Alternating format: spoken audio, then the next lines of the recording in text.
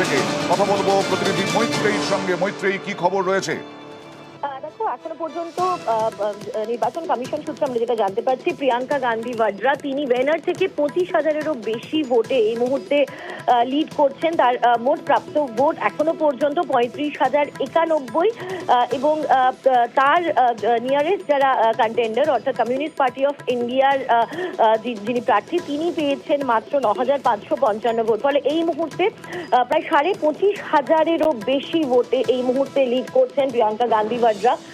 যেটা কংগ্রেস শিবির থেকে যেটা দাবি করা হচ্ছে যে তার জয়ের ব্যবধান, তার দাদার জয়ের ব্যবধানকেও ছাপিয়ে যাবে এই নির্বাচনে। তবে সেটাই দেখার যে সেই ব্যবধান ছাপিয়ে যায় কিনা।